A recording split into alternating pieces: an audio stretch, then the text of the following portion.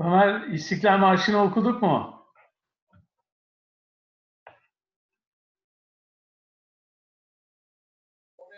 Koç İstiklal Marşı, 10. yıl marşı, dağ başını duman almış.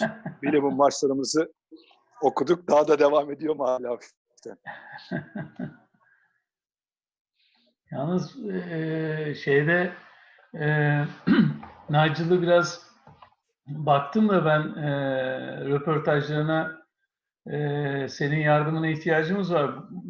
Çok enteresan bankacılık okumuş, yani finansal ve yatırım bankacılık okumuş. Bunun yanında da yani bunu okurken anladığım kadarıyla, yanlışsan beni düzelt. Bunu okurken de sosyal sorumlulukla alakalı yönünü kuvvetlendirmek ve insanlara yardım etmek yani için kullanmış. Bu enteresan. Bununla ilgili bir tane kafamda soru var. Yani genç oyunculara sosyal sorumluluğun yardımının kariyerlerindeki ve karakterlerinin oturmasındaki yardımın bence onun bakış açısını öğrenmemiz lazım diye düşünüyorum. Ne diyorsun? Abi güzel. Geçen de bu korona salgınıyla ilgili gene bir kendi yaşadığı yerde o tarz bir şey yaptı galiba, sosyal medyadan takip ettiğim kadarıyla. Onu da sorabiliriz belki. Evet.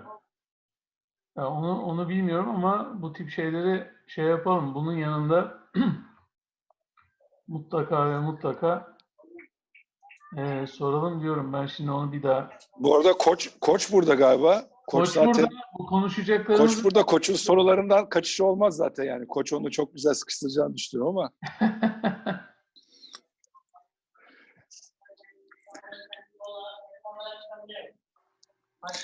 Abi benden soru falan gelmez. Yani ben sadece dinliyorum. Sessiz, sakin bir şekilde dinliyorum ben. O yüzden Koç en azından verdiğin kitabın bir özetiyle ilgili bir soru sorsaydın en azından, hani belki. bak güzel. O kitabı bir soralım, doğru söylüyorsun. Yani asistan koç olmak bunları gerektiriyor işte, yani yapacak bir şey yok. Bakalım o kitabı bitirmiş mi? Nigel katılı galiba. Katıldı. Hi, how are you?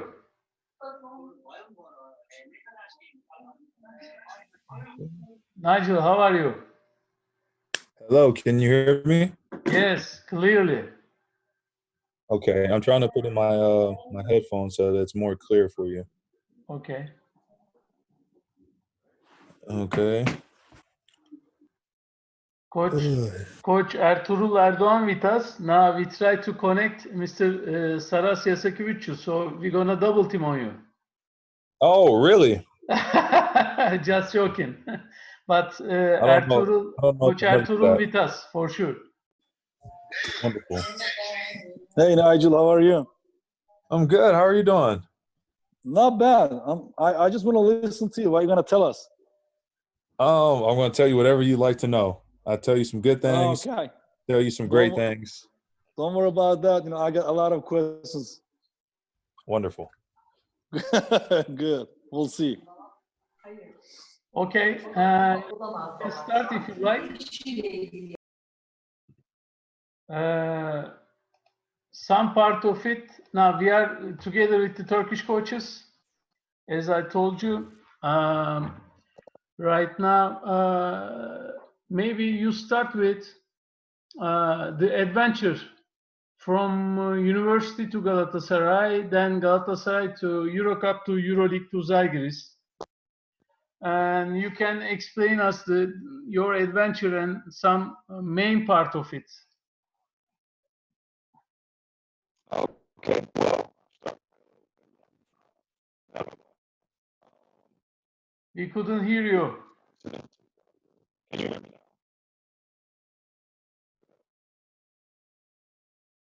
Can you hear me now? No, we couldn't hear you.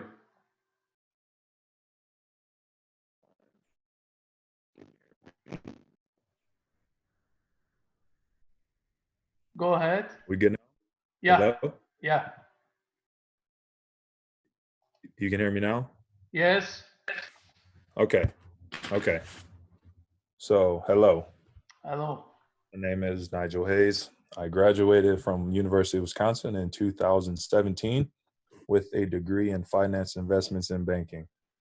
it helps me play basketball better, I think. Anyway, is there a time, do you need me to stop to translate anything, or are we all good? No, we are good. You speak English Okay. and we'll answer, but you go a little bit slowly to get you, okay? Okay. All right. So after I graduated, coming out my first year, I went undrafted in the NBA, and then I spent some time in the NBA G League Development League, and I played for a couple teams. I was on a couple NBA teams with the Knicks, the Raptors, the Lakers, and then the Kings.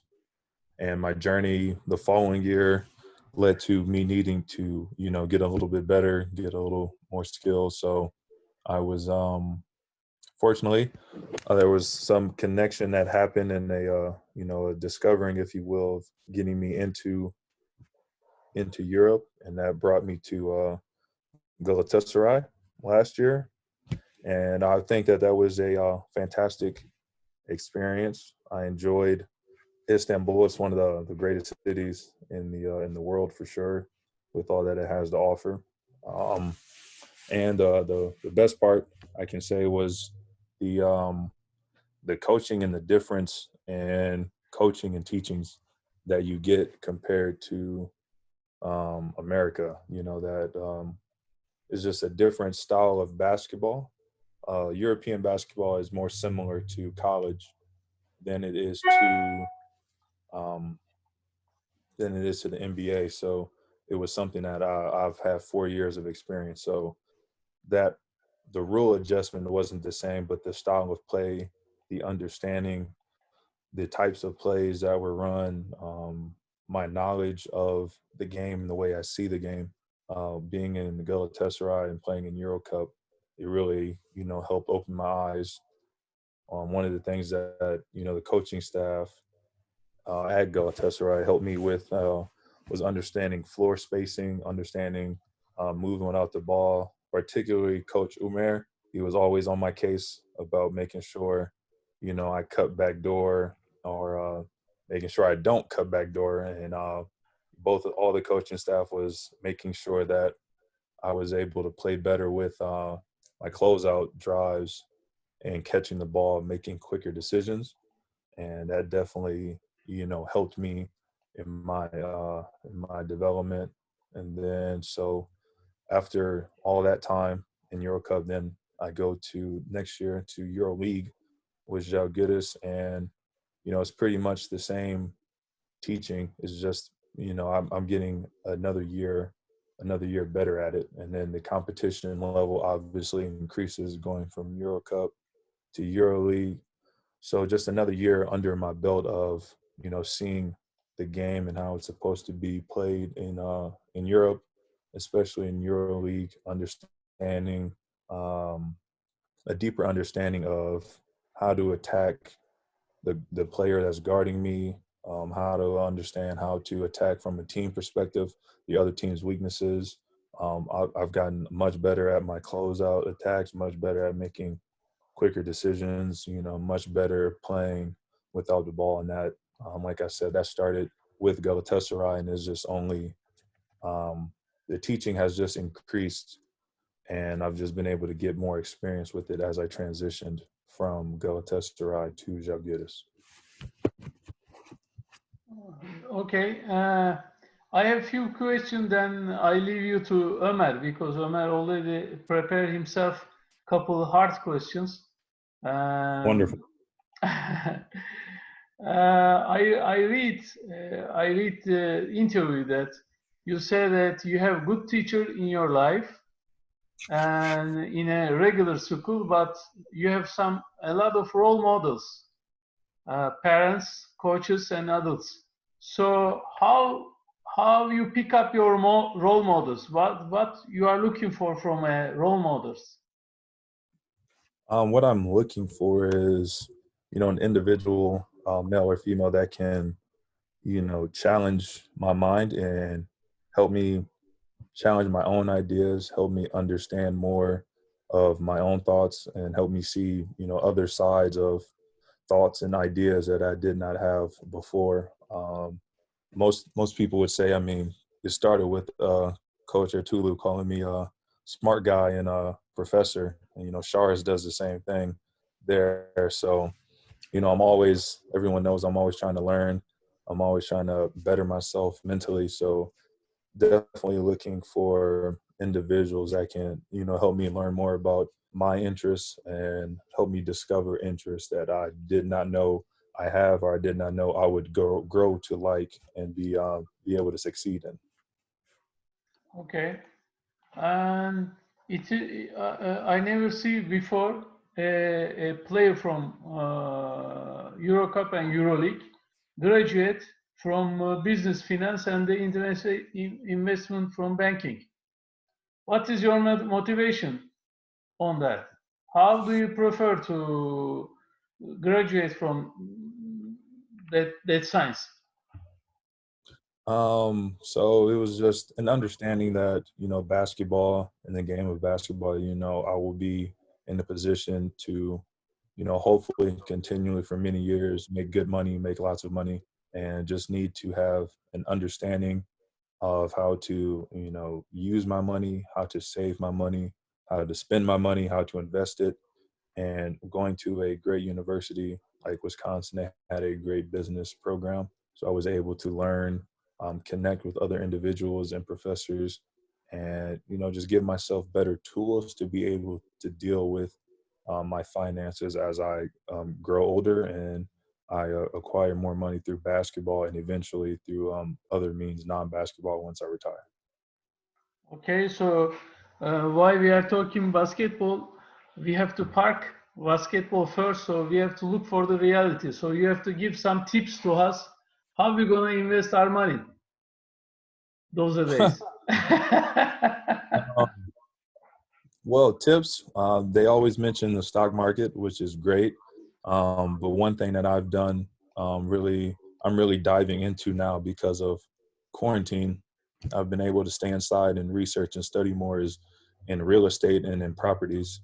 So that's something that I've been, you know, looking more into and, you know, using your money, whether it's buying, remodeling and selling, or is it buying properties, you hold on to those properties and then you rent them out, and then it's no way to acquire you know, passive income, which is just, you know, my money makes money, I don't have to worry about it, and I can go on and do other things. So that's something that, you know, I'm really getting into. And then also just, you know, being smart and understanding you know, how finances work, how you can save money on taxes, how you can use your money for write-offs, how you can better use credit and debit. So it's a lot of little, you know, tricks, if you will, that can help you make your money go further and then help you continue to make money. Okay, last question from out of the basketball side. You are one of your side is very hard on social responsibility. I believe that you may give some tips also for younger player. What is the importance of social responsibility in your life? What is the help why you set your character on? So I need some thoughts. I need some philosophy from Nigel about social responsibility. You have to give some tips to younger athletes.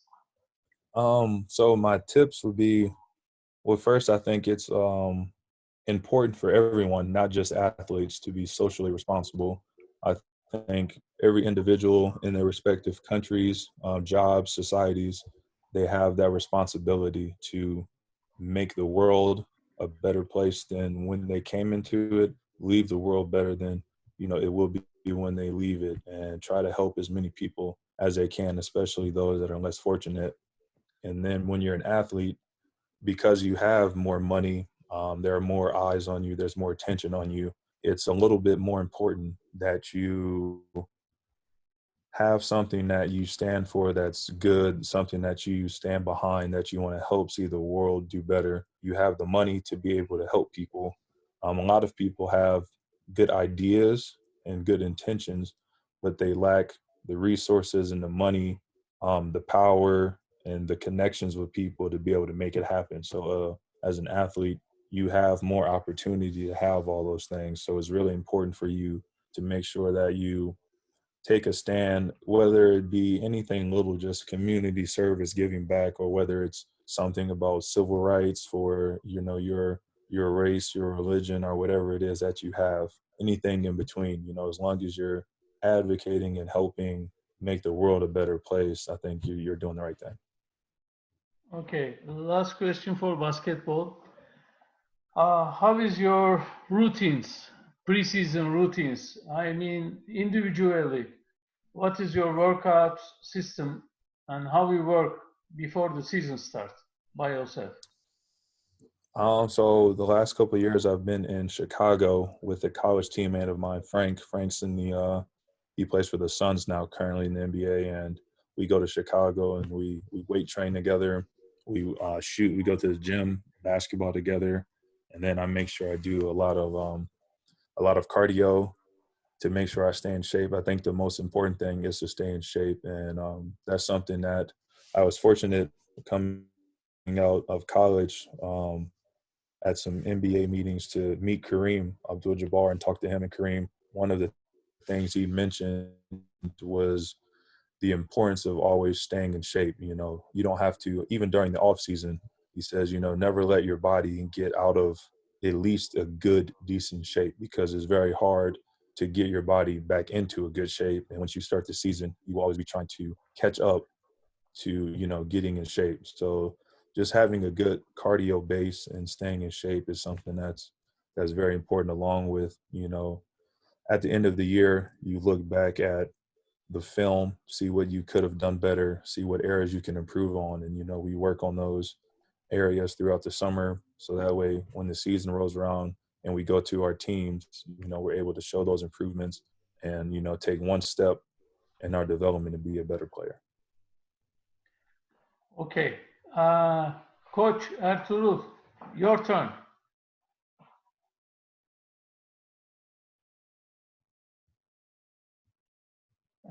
Ertuğrul duymamış olabilir.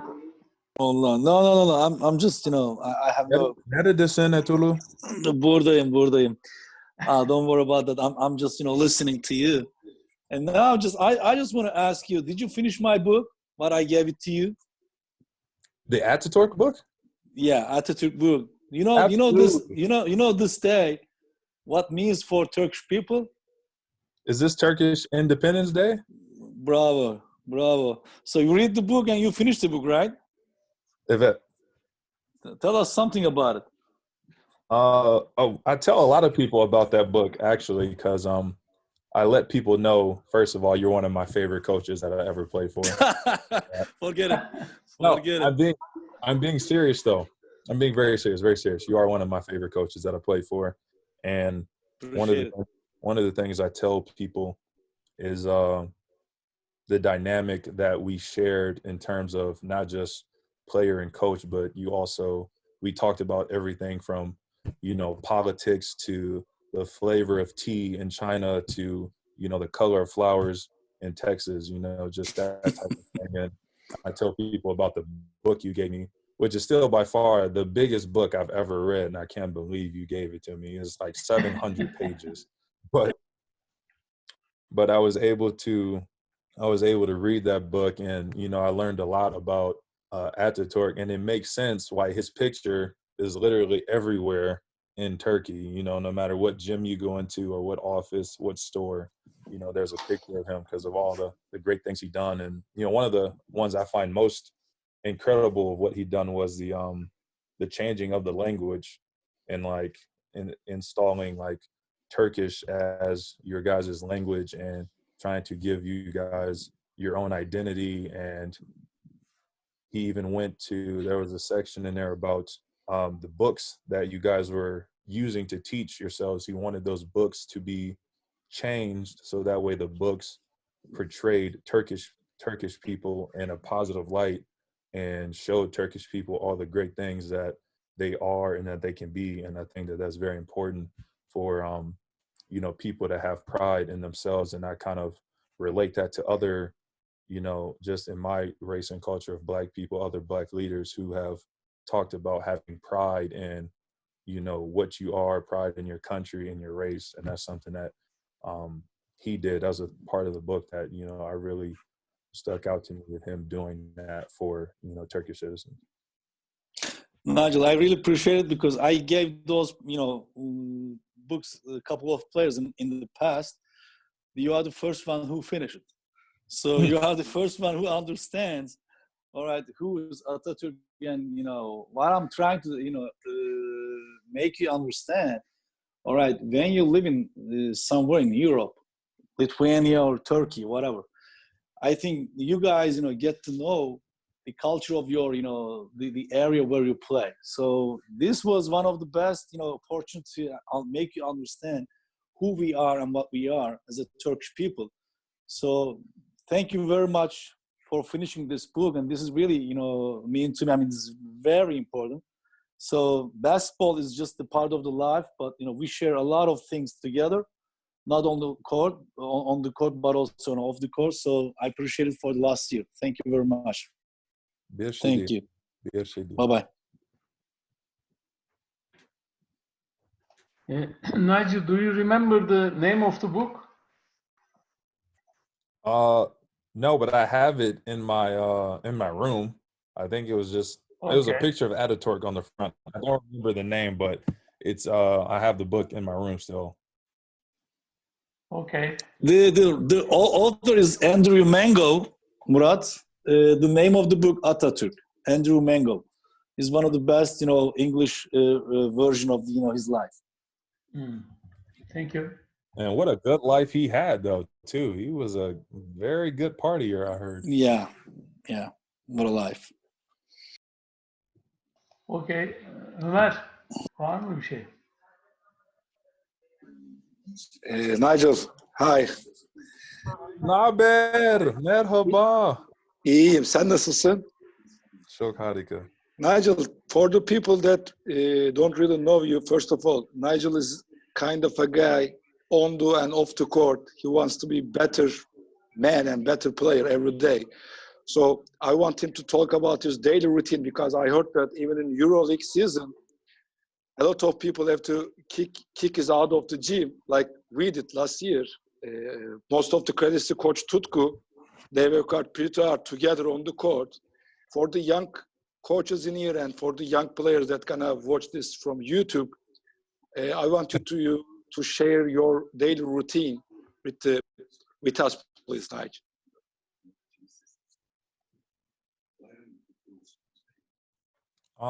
So the routine in Istanbul was it started coming like an hour before, and I would work out with Coach Tutku, and we'd just work on you know, so he saw the way I played. He saw, you know, some of the areas that I can improve in, and we were just trying to work on, you know, those areas to become just a little bit better throughout the season. You know, I think that that's an important part. I think a lot of great players, whether in Europe or whatever league you look at, they'll tell you that one of the things they try to do is not just get by in the season, but just taking little steps, you know, as the season goes on. And, you know, they will end the season better than what they started. And it eventually went from an hour to I started working out with the strength coach and Yurksel. And I'd come in like an hour and a half, 2 hours earlier, and then we would do some balance and core because he noticed, you know, improvements I can make to my body, which means if your body's better, your basketball's better. So we would come in and we would do weightlifting or core balance and some conditioning. And then I would work out with Tutku before practice, and then I would practice. And, you know, just being around the coaching staff, you know, really helped. And like I always say, and I like to tell the guys, and I like to tell Omer too now, and even, you know, Ertuğrul, they don't believe me, but I really do, like, you know, appreciate, you know, how they pushed us to be better every day. And obviously every day, some days, you know, you come into practice, you don't want to be there, you know, and they feel the same way, but, you know, it's your job. Not every day you feel like doing it, you know, but they were always on us to get better. And, you know, they did it always out of love. So, you know, like I was telling my mom, like now that I'm not there and removed, it's like I feel like, you know, I didn't appreciate it, and I didn't like let them know and respect enough, they tried to help us. So that's why I always tell whenever someone asks about your coaches, like that staff was one of, my favorite because, not only did they like allow me to the opportunity to get better, they allowed me the opportunity to, not only play and play my game, but they allowed me to make mistakes while I was playing, which is something that you never see happen in Europe at all. So it was just, it was great for my development, and then, just a testament and, big respect and appreciation to that staff of how, they watched tirelessly and always helped us, try to be better every drill, especially Umer knows, he was probably the only one that didn't take a day off. He was on us every drill, every time we took a step, he was making sure we were getting a little bit better. And, that's the type of, surrounding that you need if you want to, become a better player and be as good as you can be.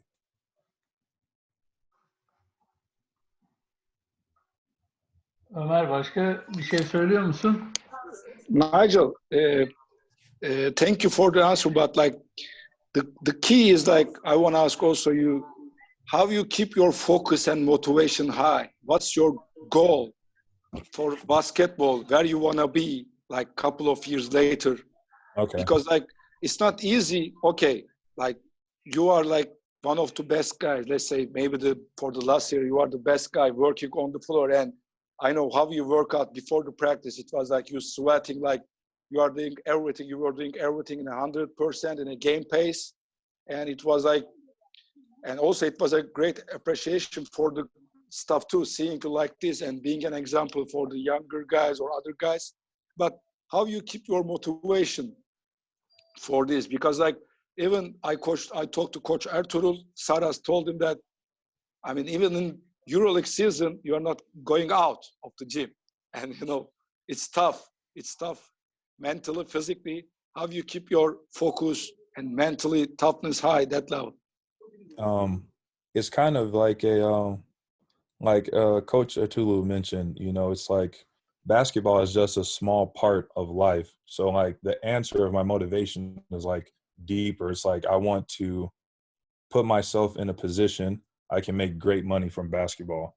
So I want to put myself in a position to where when I'm done, I can retire.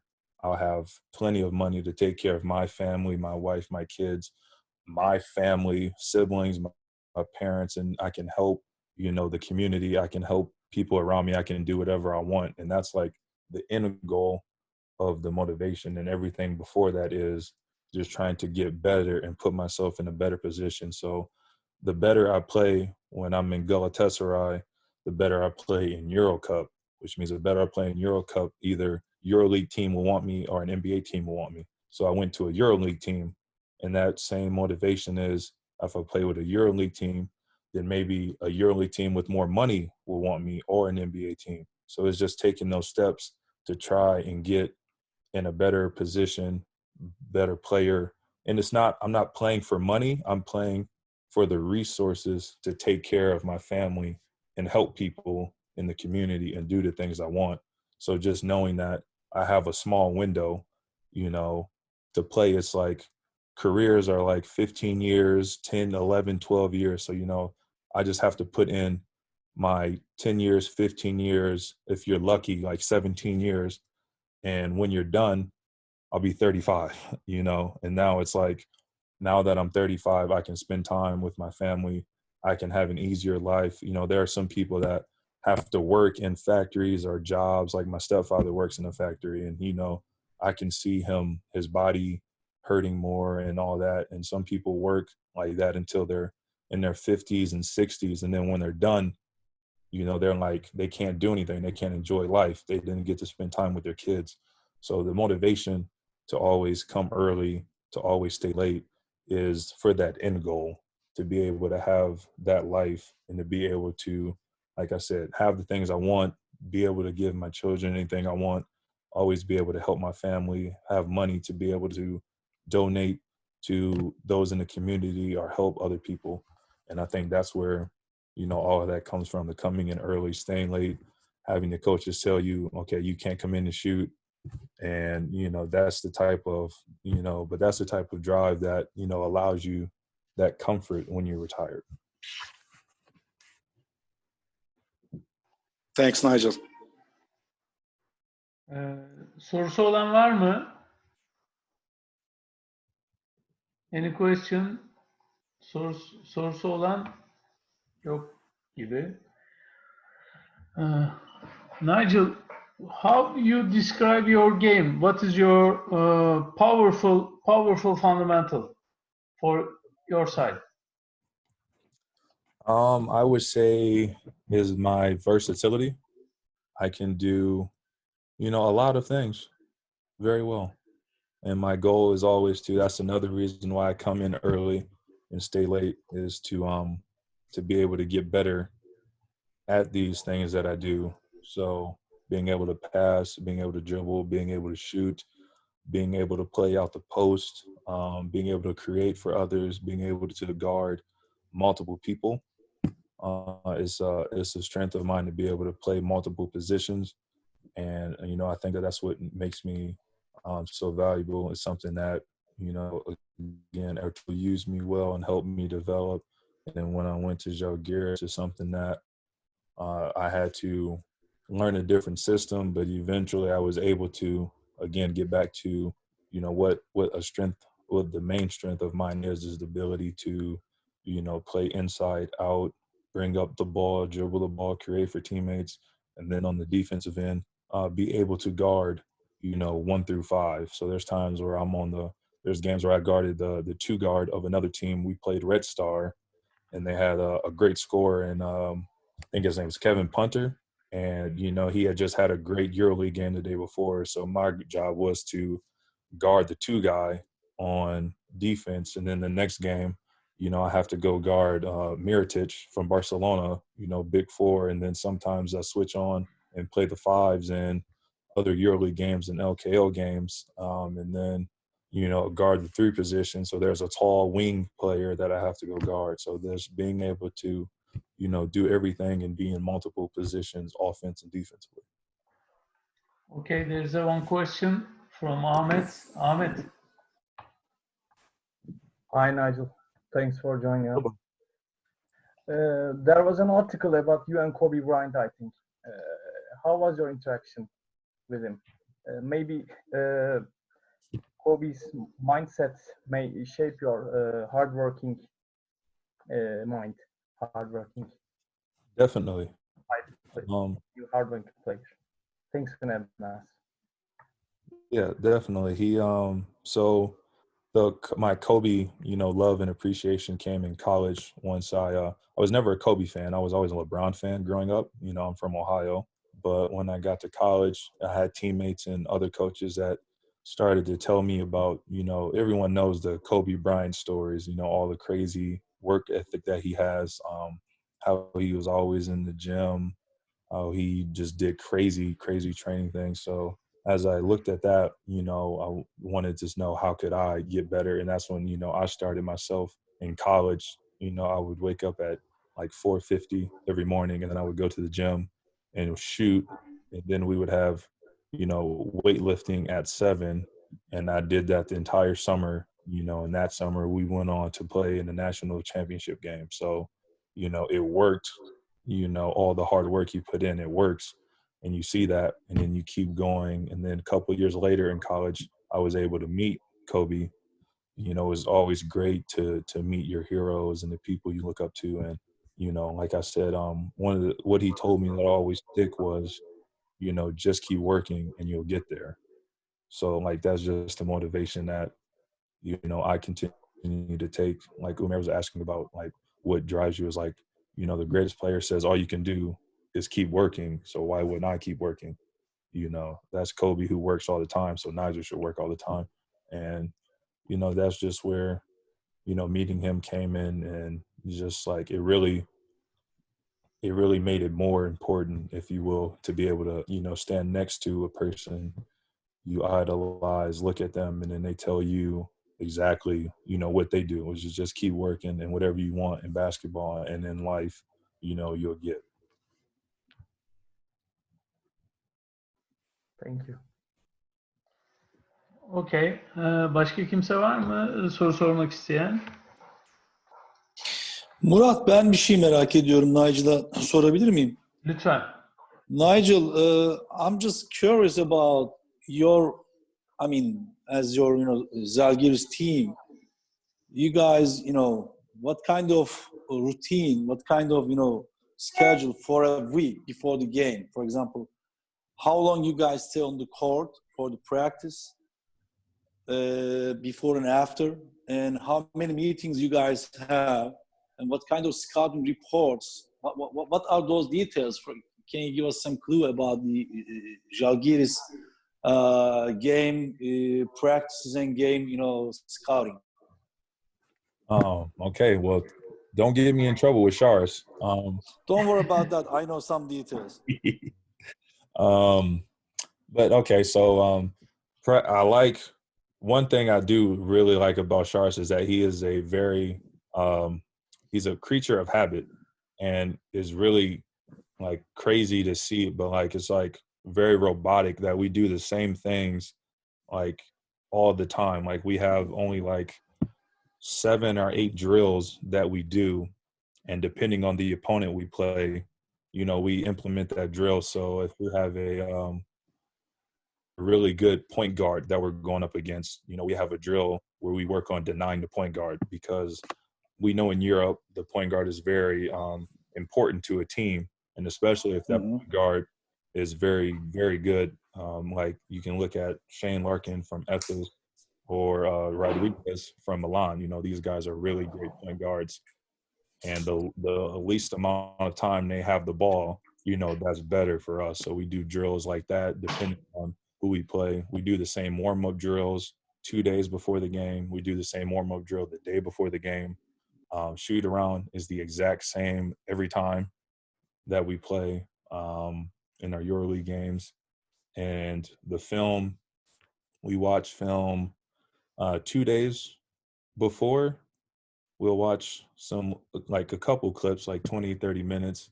The day before, we'll go over an in-depth scouting report where we'll, similarly to what, exactly, what we did with you in Galatasaray. You have the team, their record, what the team likes to do, and then the player breakdown, in a staple packet information. You have all the players, all their strengths, all their weaknesses. We go through the film. We look at the team as a whole. What does this team like to do? And then we go down each player. What does this player like to do? Here's what they do. And then we look at how they play in transition. We look at their transition defense. And then we look at the real important strengths. So maybe this is a good shooting team. Maybe it's a good transition team. Maybe this team is really good at throwing the ball inside the post and playing. So we look at that strength. And then we talk about how we're going to attack that. We go down and we practice that. So we walk through their plays the day before. We go over what they do. We go over our plays that we're going to use to attack them and their weaknesses on defense. And then the day of the game, we have film. Again, just like we did with Galatasaray, we go over it. A shorter, quicker version just to refresh. Another version to refresh of what we're going to do to attack. And, then we go out and we play the game. And, it's the same thing, every game, every practice, every pregame, it's the same drills every time. May I ask one more question? Of course. When you compare Lithuanian league and Turkish league, what is the main difference between these two leagues actually? I mean, you can say that, game-wise or practice-wise. What's the main difference when you compare Turkish league and Lithuanian league? With all due respect to the Lithuanian league, the Turkish league is much better. Much better. Yes, the Turkish league it's a much better league. Overall, the teams are much better. The players are much better. What else are you looking for? Not just how good they are, but are you looking for something else? I mean, basically, I just want to know, they have really good local players, for example. you know, this their national team is really good national team. So I just wondering how they are working out on the court and off the court, especially local players in Lithuania. Ah, okay. Each guy has their own routine. You know, some guys like to come early. We have our own gym and access to it and a shooting machine. So some days some guys come in and shoot before practice with the coaches. They'll come in and get a couple hundred shots in. Some guys like to stay after with the coach and work on moves. And it just depends on the guy and, you know, and their routine. And, you know, obviously, you know, my work ethic. So, you know, no one outworks me. So I see everyone who comes and everyone who goes. Mhm. But the guys, you know, they like to work hard. They like to play and get after. And like you said, their team is good. The national team is good, but most of the national team players play on Žalgiris or they play out of the Lithuanian league. So you don't really play them too much. A couple of them played in Russia, one played in Germany, I think, or something like that. I'm not sure. But in terms of the local players, as you mentioned, working, you know, everybody has their own. Some guys work harder than others. You know, some guys do, you know, whatever's best for them. But overall, I would say that they definitely work very hard, and in practice, they definitely have, you know, a lot of pride when we practice. Practices are, you know, are very very tough and competitive. Thank you, Nigel. Evet, başka sorusu olan var mı? Yok, peki. Nigel, thank you very much for your time and share your thoughts with us. It was very, very nice for us. Thank you very much. Have a safe and healthy. Stay at home. Take care of yourself. Çok teşekkürler. Biz teşekkür ediyoruz. Thank you. See you. Bye bye. Ciao. Ciao.